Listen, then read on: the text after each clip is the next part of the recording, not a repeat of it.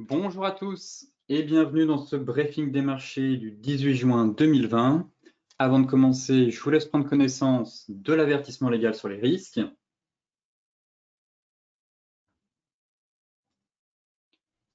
Et tout de suite, direction les marchés, en commençant par les bourses européennes qui ont terminé en hausse mercredi sous leur plus haut du jour, tandis que Wall Street évoluait un peu dans le désordre.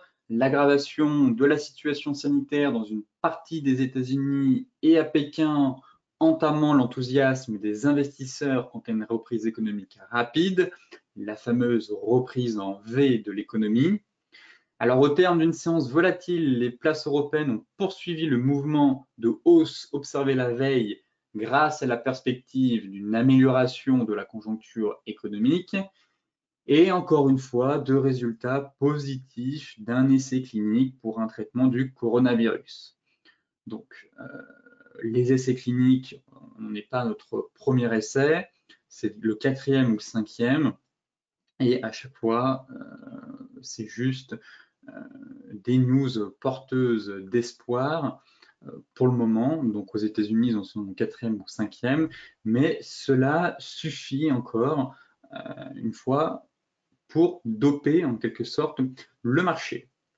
Alors la progression des marchés européens n'en fait pas oublier les inquiétudes quant à la propagation du coronavirus à Pékin, qui se coupe peu à peu du reste de la Chine, et aux États-Unis, où le nombre de cas était atteint mardi, un niveau record dans 6 États, dont la Floride et le Texas.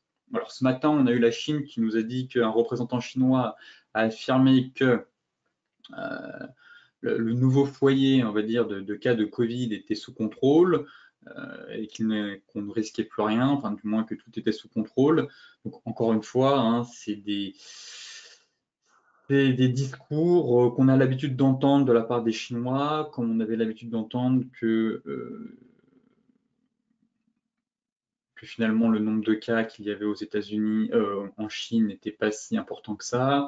Voilà, ce sont un peu des manières de manipuler, j'ai envie de dire, les foules, puisque les Chinois sont très doués pour manipuler les chiffres, que ce soit les chiffres des PMI, de la production, de la reprise de la production en Chine qu'on a pu avoir récemment quand ils sont sortis de confinement au mois d'avril. Et donc, face à ces informations, il faut toujours prendre des pincettes et se montrer très prudent, car bien sûr, la Chine a l'habitude un peu de faire de la propagande, on va dire, et ce qui compte, ce n'est pas la véracité de ces chiffres, mais c'est comment on va interpréter le marché. Encore une fois, on sait que les Chinois ont l'habitude d'enjoliver, on va dire, leurs annonces, leurs chiffres, pour montrer qu'ils sont une nation très puissante, mais derrière, le marché n'est pas dupe et connaît très bien la réalité et le contexte actuel. En zone euro, l'inflation a encore ralenti en mai de 0,1%, comme attendu, en raison principalement de la baisse des prix de l'énergie. La bourse de New York, elle, a fini en baisse ce mercredi, les investisseurs doutant à nouveau de la rapidité de la reprise après l'annonce d'une nouvelle hausse des contaminations au coronavirus dans 6 États américains. De plus, plusieurs observateurs du marché ont ainsi jugé que les propos du célèbre investisseur britannique Jeremy Grantham sur la chaîne d'information financière CNBC avaient aussi pesé sur les indices new-yorkais en fin de séance. Effectivement, Jeremy Grantham, qui avait prédit la crise financière de 2008, il a estimé que le rebond de la bourse de New York après son plongeon de mars, et alors même que la pandémie de Covid se poursuive, était une bulle qui risque d'exploser à tout moment. Donc forcément, ça a créé de l'incertitude sur les marchés en fin de séance. Enfin, on a aussi eu parmi les événements qui ont retenu l'attention des acteurs du marché, le président de la Réserve fédérale, Jérôme Powell, qui a achevé sa 2e journée d'audition devant des élus américains. Rien de nouveau, c'est du réchauffé. Le patron de la Fed a à nouveau assuré que l'institution bancaire ferait tout ce qui est en son pouvoir pour contribuer au redémarrage de l'économie américaine. Donc le fameux whatever it takes, quoi qu'il en coûte. Donc quelques perfusions et de nouvelles injections de liquidités sur les marchés seront à venir. En gros, c'est cela qu'il faut retenir. Il est notamment revenu sur la décision de la Fed d'acheter de la dette obligataire d'entreprise, assurant qu'il s'agissait d'un meilleur outil pour injecter de la liquidité sur le marché que le rachat de titres obligataires de fonds indiciels, donc les ETF, qui évoluent de manière passive. Côté macro, eh bien pour mettre en perspective les propos de Jérôme Powell, voici de quoi donner le vertige. Les quasiment 20 000 milliards, ça représente le bilan combiné de la Fed, la Banque centrale et la Bank of Japan. Donc pour remettre les choses en perspective, euh, les banques centrales, on peut appeler le G3, ont injecté plus de 5 000 milliards de dollars sur les marchés depuis mars. Donc on est passé de 14 500 à 19 500. Puis on prend du recul et qu'on se positionne en 2008, durant la crise des subprimes, où là, ça a plutôt duré quasiment sur 6-7 mois, les injections de liquidités, même un peu plus, on était passé de 4 000 à 6 500. Donc, on vient de réaliser le double ici. Donc, forcément, ça permet de prendre du recul et de comprendre comment a été structurée la hausse des actifs au cours des dernières semaines. Donc forcément dopé encore une fois à foison par les institutions bancaires. Et si on veut encore prendre plus de recul sur la situation, c'est que là on est passé de 14 500 à 19 500, donc 5 000 milliards, mais ce n'est que la Fed, la Banque centrale européenne et la BOJ, Bank of Japan. Si à cela on ajoute la BOE, Bank of England, la BOC, Bank of Canada, et pareil pour les banques un peu océaniques, donc Nouvelle-Zélande et Australie. Combiné, on obtient en fait 10 000 milliards. On obtient 10 000 milliards de liquidités. On est passé de 14 000 à 25 000, enfin de 15 000 à 25 000 milliards. Et ce qu'il faut bien comprendre, c'est que l'ensemble de ces institutions ont injecté plus en 3 mois qu'elles ne l'ont fait en 10 ans. Donc, clairement, durant le dernier cycle haussier qu'on a eu, puisqu'on sort on est dans le cycle haussier, le cycle boursier le plus long de l'histoire, durant les 10 dernières années, elles ont injecté en seulement 3 mois ce qu'elles ont injecté durant les 10 dernières années. Donc, encore une fois, un marché qui se retrouve inondé de liquidités, d'où les craintes du fameux investisseur britannique Jeremy Grantham, euh, qui parle d'une bulle qui risque d'exploser à tout moment puisqu'on est dans un marché qui est complètement survalorisé alors qu'on est quand même en pleine récession historique. Derrière, pour essayer de comprendre encore, pour remettre un peu les choses dans leur contexte, ici, ce sont les plus gros gestionnaires d'actifs et BlackRock est devenu maintenant, on va dire, une quatrième branche du gouvernement US, puisqu'il va racheter les corporate bonds, donc les ETF, que sa propre firme gère au nom de la Banque centrale. Il agit en quelque sorte en tant que fiduciaire. Derrière, pour rappel, le bilan de la Fed représente 7 200 milliards de dollars. BlackRock gère 7 400 milliards de dollars, donc c'est un énorme acteur du marché. Ce sont eux qui dirigent du moins le monde de la finance, ce sont les grosses mains, ce sont eux qui drivent le marché, qui sont capables de faire décaler les marchés. Et encore une fois, ça permet de comprendre, là c'est uniquement aux US, mais les poids lourds, vraiment les poids lourds des marchés financiers et la valorisation, en tout cas, des actifs qu'ils gèrent. Les deux premiers, quand même, une sacrée longueur d'avance sur les trois derniers. On est quand même à 7400 milliards pour BlackRock, 6200 milliards pour Vanguard. Et derrière, quand même, on passe à 3,2, 3,1 et 2,4. Donc, il y a un sacré gap quand même entre les deux premiers et les trois derniers. Et ce qui montre à quel point, justement, ces acteurs sont extrêmement puissants et font le marché, très clairement.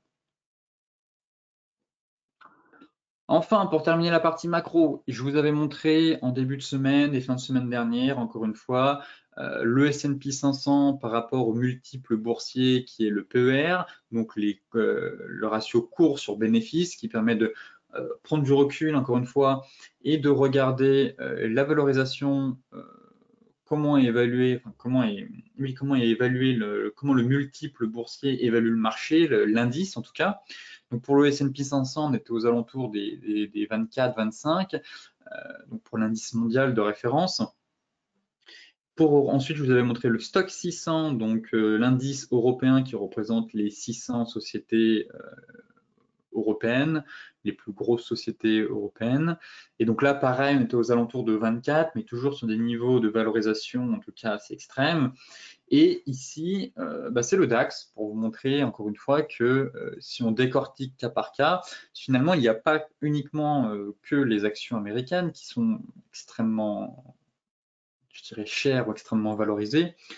Si on prend l'indice européen, on va dire la locomotive européenne, donc qui est l'indice allemand, le DAX, eh bien, même constat, on n'est pas sur un multiple boursier aux alentours des 24-25 comme on a pu avoir sur le S&P 500, mais on est quand même sur des niveaux relativement hauts, sur des niveaux records qui dépassent ceux de 2008-2009. J'ai pas l'historique pour comparer avec 2000, mais on doit avoisiner, je pense, les niveaux de 2000, donc des niveaux quand même extrêmes, hein. Et c'est ce qui montre encore une fois que l'élastique est extrêmement tendu dans le sens où ça compare, voilà, ça montre, ça met en perspective la valorisation des actifs avec les bénéfices à venir. Donc on a des actifs, on a des titres de la cote, enfin, du moins de l'indice, qui sont à des niveaux impressionnants et des bénéfices à venir qui sont logiquement en chute libre. Donc forcément, ça crée cette décorrélation impressionnante sur le marché, des multiples boursiers complètement irréalistes et l'élastique de ce fait est extrêmement tendu. Donc, dans 2 semaines, ça va être le début des résultats du T2.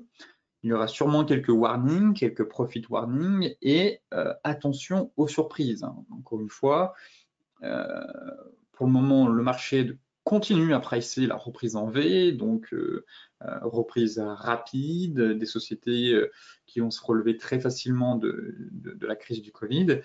Et attention, mauvaise surprise qui pourrait débuter dans 2 semaines. On a, comme je vous le disais, un élastique extrêmement tendu et l'excès d'enthousiasme et d'euphorie, encore une fois, si on a un retour à la réalité, le choc pourrait être brutal cet été.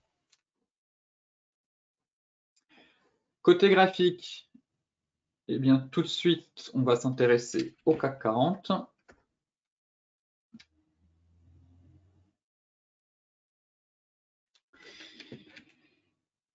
Où en sommes-nous? On cède un peu du terrain ce matin. Encore une fois,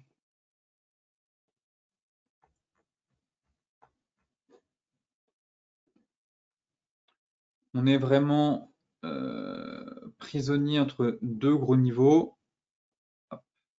Donc le niveau des 61,8 et le niveau des 50 du retracement, on est toujours dans ce scénario de ABC à venir. Vague A, vague B, vague C. On reste quand même assez neutre. Pour le moment, il y a une grosse indécision de la part du marché, prisonnier entre les 61,8 et les 50. Derrière, on a un gros support à 4930 et 5050. On est quasiment venu fermer le gap. Pour confirmer cette vague C, il faut qu'on enfonce le niveau des 4930 et la moyenne mobile 50. Donc, pour le moment, encore trop tôt pour affirmer un tel scénario.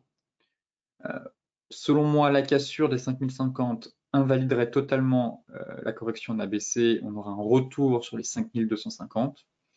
Toutefois, ça patine hein, quand même. Depuis mardi, on sent que le marché n'a pas envie de monter plus haut. Ça patine et si on est amené finalement à mettre fin à cette consolidation et à se retourner à casser, alors on aurait vraiment un scénario de accélération A, B, correction en C et on viendrait de ce fait prendre appui sur la bande basse du canal haussier. Je me montre prudent dans le sens où on est encore dans une zone de neutralité. On sent que ça patine pour le moment, mais c'est surtout que demain, on a l'échéance des 4 sorcières. Donc, c'est l'échéance, enfin, il y a les 4 sorcières, et donc c'est l'échéance des contrats futurs et des options. Et derrière, ça peut créer pas mal de nervosité sur les marchés et de volatilité surtout. Donc, on peut avoir des séances assez punchy, assez nerveuses. Et voilà, ce sera un peu plus facile, je dirais, de prendre la température à la suite, après l'échéance, en tout cas, des options, des contrats futurs, parce que ça devrait créer pas mal de mouvements et parfois des mouvements un peu irrationnels. Donc je me méfie et la journée de demain sera un peu plus, on aura plus de visibilité justement demain à la fin de la journée pour les jours à venir, en tout cas sur l'indice 440. Et le DAX, c'est la même chose, hein, c'est le même constat, c'est potentiellement une correction en ABC qui est en train de se former. On patine sur le niveau des 50 et des 61,8. On est venu combler le gap quand ça avait lâché une première fois. Pour le moment, le marché n'a pas envie de monter plus haut, n'a pas non plus forcément envie d'aller plus bas. Le marché semble attentiste en tout cas. Peut-être que l'échéance des 4 sorcières, comme je vous le disais, demain va être un catalyseur, elle va permettre de prendre une direction claire. Mais pour le moment, voilà, on est exactement, c'est une copie du CAC 40. Grosse baisse, rebond en B, et tant qu'on est sous les 61,8, eh bien, toujours ce scénario, ce setup de ABC à venir sur les marchés. Le Dow Jones. Où en sommes-nous sur l'indice américain, qui lui a cédé du terrain hier?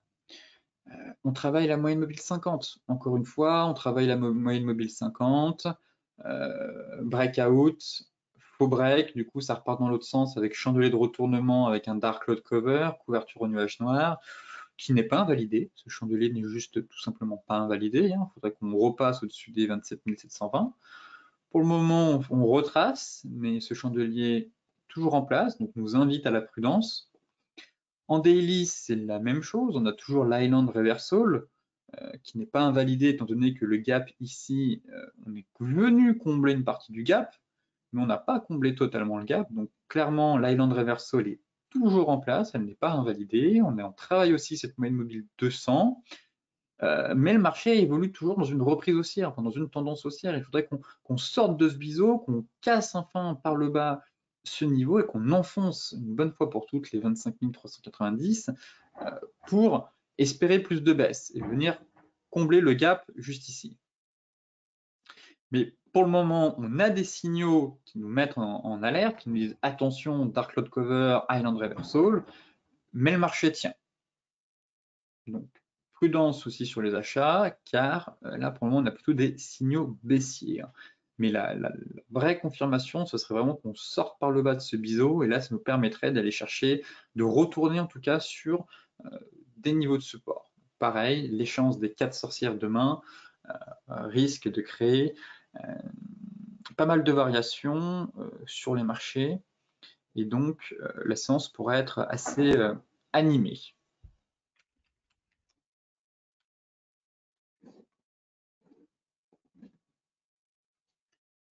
L'euro-dollar, où en sommes-nous? Même point de départ. Enfin, je veux dire, toujours même constat, on a enfoncé le support par contre hier des 1,1270, donc là c'est d'aller chercher les 1,11,8 et les 1,10,75. On a toujours cette divergence baissière couplée à notre oblique de moyen long terme et notre moyenne mobile 200. Pour le moment, ça patine, juste ici, et on est en pleine hésitation. Donc attention à ce que l'histoire ne se répète pas encore une fois avec ce rallye ici, et derrière ça retombe, nouveau rallye, ça patine, divergence qui techniquement ouvre la voie à une accélération en direction des indices 75. Si on reprend la dernière vague de baisse, de hausse, ici le démarrage, voilà, on obtient vers les 1,11. Donc un objectif théorique situé vers les indices 75, 1,11. Toutefois, pour le moment, il faut avancer pas à pas. Donc on vient d'enfoncer un support et voilà, le prochain support, c'est les 1,11,8. Donc la cassure des 1,11,8 permettrait une accélération baissière en direction des indices 75. L'euro CHF. L'euro CHF qui se stabilise depuis le début de la semaine, encore une fois, balle au centre. On a retracé 50%. Voilà, on est venu, on a retracé quasiment les 50% du rallye du mois de mai. Et on est entre deux gros niveaux. Voilà, on est entre un niveau 61,8 et un niveau 38,2 à peu près. Donc je verrais bien un range à venir sur l'euro CHF, une stabilisation pour le moment. Ici, ça prend la forme d'un range. Et seule la cassure, voilà, ici. Donc plutôt une phase de trading range à venir entre ces deux niveaux, potentiellement. Et la cassure des 1,0665 ouvrirait la voie à une accélération baissière en direction 1 des 1,0630 et 2, si on enfonce ce niveau, c'est direction retour sur les plus bas en fait. Retour sur les plus bas annuels à 1,05. Et ici, on pourrait essayer de se positionner sur des achats, étant donné que la BNS défend ce seuil. Officieusement, elle défend les 1,05, donc c'est un niveau technique intéressant en tout cas pour se positionner. Donc voilà un peu un scénario de moyen long terme. Mais dans l'immédiat, ce serait plutôt un scénario de court terme de trading range, donc à surveiller. Cassure de la borne basse avec la MM200 risquerait de conduire à une accélération en tout cas vers les niveaux de support. NZD-CAD, toujours dans ce range aussi. On a un très gros range en train de se mettre en place. Donc, à surveiller la cassure de ce range de consolidation. Toutefois, on est quand même repassé sous la moyenne mobile 50. On est sur la borne basse. On a eu des signaux plutôt baissiers, que ce soit avec un avalement ici, pas invalidé pour moi, puis on a fait un pendu, puis de nouveau un avalement. Donc le marché se stabilise, on a toujours cette divergence baissière, voilà, en place sur le RSI qui vient d'être validé. Et donc, pareil, cela risquerait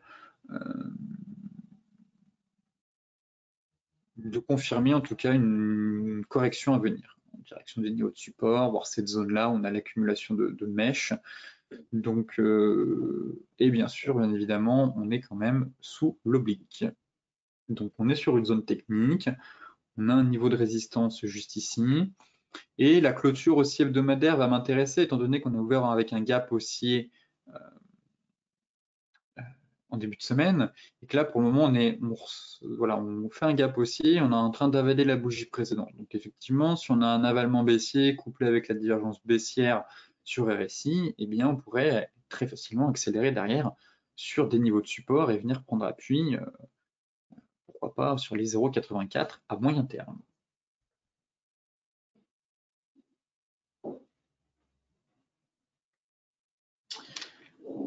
Le GBP USD maintenant, où en sommes-nous?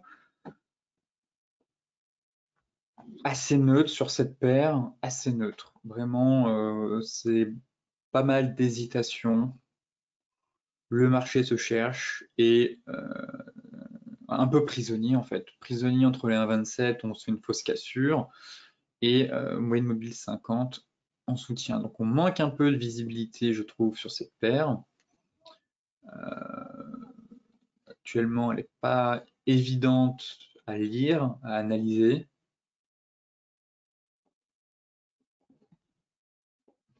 Parce qu'on aurait un peu cette formation, mais elle n'est pas terrible, je trouve, mais plutôt neutre. Voilà. Je constate quand même qu'on a du mal à aller au-dessus des 1,27. Ici, on était coiffé par la MM200, et là, encore une fois, bull trap, et là, on repasse en dessous. Mais on a le support qui tient. Et on est prisonnier entre, encore une fois, la MM200 et la MM50 juste en dessous. Donc vraiment, pour avoir un peu plus de baisse et un retour sur la 22, il faudrait qu'on enfonce la moyenne mobile 50, et ça permettrait de retourner sur le niveau de support. Mais à très court terme, on est vraiment dans une phase de neutralité, et le marché évolue un peu en ordre dispersé, on va dire. Mais c'est pas vraiment dans quelle direction se situer. Et si on prend un peu de recul, finalement, on se rend compte qu'on est un peu dans un gros range derrière, compris entre 1,20 et 1,27. Les matières premières avec le gold, bon, le scénario n'a pas changé, ça reste le même. On est toujours dans un range technique de consolidation en place depuis quasiment 2 mois. Donc pas grand-chose à dire, si ce n'est d'attendre la cassure d'une des deux bornes pour se positionner et accompagner le momentum, et accompagner le futur flux à venir, soit en direction des 1008, des 1815, soit en direction des 1625. Toutefois, j'opte plus quand même pour une sortie par le haut qu'une sortie par le bas, étant donné que, 1, la tendance est clairement haussière, 2, le gold a encore de beaux jours devant lui grâce aux banques centrales. Et l'incertitude et la crise du Covid-19 n'est toujours pas terminée. Donc l'or devrait une nouvelle fois tirer son épingle du jeu et réaliser une très belle performance, je pense, sur l'année à venir. Le Brent. Le Brent, phase de consolidation. Vraiment, sortie de biseau, mais on n'a pas envie d'aller plus bas. Pour le moment, le marché a envie de monter, du moins de consolider. En tout cas, c'est le sentiment que j'ai. Et voilà, ce qui me chagrine un peu, c'est ce gap ici qui a été comblé partiellement, et venir taper sur excès histoire de venir combler. Donc ça, je le garde dans un coin de ma tête et je me dis attention, attention, on a quand même ce petit gap à venir combler, et puis ça pourrait très facilement créer le bull trap, ou bien faire un double top avant de repartir. On aurait fait un excès sur mèche, on repart dans l'autre sens, et puis derrière double top, et puis on part sur les 32. Mais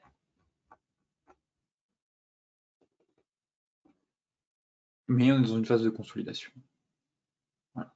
Là, on est sur résistance. Si on casse, c'est d'aller chercher les 43. Et puis mettre en place une stratégie de trading range. Donc, on avait anticipé le range en début de semaine, mais pour moi, cela se confirme de plus en plus. Et le Brent prend le chemin d'une phase de latéralisation, de consolidation à venir entre 43,6 et 37,3, et excès sur 44,5 pour venir combler totalement et non pas partiellement le gap, les sous-verts juste ici, à 44,9 à peu près. Le light, même constat, même combat, trading range, on est venu prendre appui sur la zone de polarité juste en dessous ici avec les deux tops du mois de mai. Très propre techniquement, on est vraiment venu prendre appui sur ces deux niveaux. Donc oui, phase de trading range. Phase de trading range encore une fois, pile poil dans la zone mensuelle, trimestrielle qui sert de résistance et de support. où là on fait un bull trap, bear trap, bull trap. Enfin, voilà, on a envie de travailler, le marché a envie de jouer avec cette zone techniquement. Et après une hausse assez ascensionnelle, le marché a besoin de reprendre son souffle.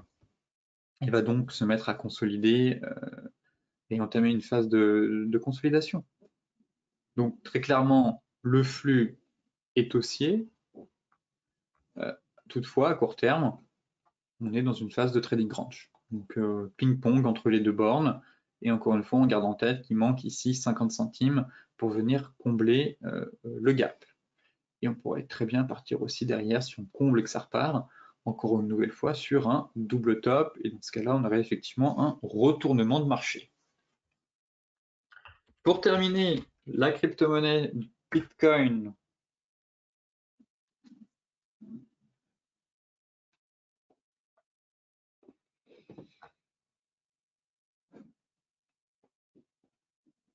Toujours, c'est mieux comme ça, toujours bloqué sous son oblique baissière. Sentiment quand même qu'on a un marché qui s'essouffle. Ça fait maintenant un peu plus d'un mois qu'on travaille la zone des 10 000 points et qu'on n'a pas réussi une seule fois à faire une clôture hebdomadaire au-dessus des 10 000 points. Donc, force est de constater que le BTC a un peu en quelque sorte du plomb dans l'aile pour le moment. Et que ce serait bien d'avoir une clôture au-dessus des 10 000 points en hebdomadaire pour vraiment confirmer que le marché, une reprise du momentum aussi, surtout, en direction des 10 009 et des 12 000. Pour le moment, qu'est-ce que le marché est lourd? Il se passe rien. Il se passe absolument rien sur la crypto. Le marché est complètement mou, ennuyeux. Et on se fait quelques frayeurs quand les indices chutent. Mais sinon, derrière, absolument rien. Donc j'avais tracé à la base un biseau ici, mais j'aime, si je prends bien les points bas, il est plus très propre ce biseau. Étant donné qu'on passe en dessous, on repasse au-dessus, on repasse en dessous, on repasse au-dessus. Donc au bout d'un moment, cet oblique perd de sa pertinence, donc j'ai préféré l'enlever et tracer cet oblique-là où j'ai 1, 2, 3, 4 points de contact. C'est pas vraiment un canal, c'est pas vraiment un biseau, mais ça permet de cadrer cette phase un peu mollasse, si je puis me permettre, et d'essayer de comprendre et de décrire un peu, de décrypter un peu cette psychologie de marché, cette phase qu'on a là, cette récente euphorie qu'on a eue, enfin, pas vraiment une euphorie, mais cette impulsion haussière, cette reprise haussière qu'on a eue, et derrière ça cale en fait, ça manque de peps, ça manque de carburant, et essayer de comprendre un peu ces breakouts avortés une fois, deux fois, trois fois, quatre fois. Donc on est vraiment dans une phase assez complexe, mais on a l'impression aussi que le flux acheteur s'essouffle. En tout cas, c'est ce que j'essaye de décrypter et de comprendre dans cette phase un peu léthargique du BTC. Mais le marché n'a pas non plus envie de monter et le marché n'a pas envie de descendre. Donc on est vraiment dans une phase vraiment de consolidation. On n'est pas dans quoi vraiment on s'engage. Travaille la zone de polarité à 9006, 9003. Mais voilà, les niveaux qui vont m'intéresser maintenant, je vais regarder que les 10 000 en clôture hebdomadaire. La cassure de l'oblique baissière sera intéressant, et derrière, c'est la cassure de cet oblique. Donc, premier élément, c'est sûr que si on a une cassure, si on franchit la même 50 et la zone de polarité à 9006, j'aurai un premier signal. Mais derrière, ce sera plus cet oblique-là, la cassure des 9000, qui là enverrait en tout cas un signal plutôt fort en direction, avec un retournement en direction des niveaux de support. Sur ce briefing des marchés touche à sa fin. Comme d'habitude, Pour celles et ceux qui souhaitent consulter le briefing dans son intégralité, je vous mets le lien dans la description de la vidéo. Pour rappel, n'oubliez pas de vous inscrire à la formation sur l'Ishimoku avec Khalid El Bouzidi, qui sera mon invité pour tenter de vous expliquer le fonctionnement de l'indicateur dans des phases de range. Sinon, eh bien, je vous souhaite à toutes et à tous une excellente journée, de très bons trades, et on se retrouve demain pour faire un nouveau point sur les marchés.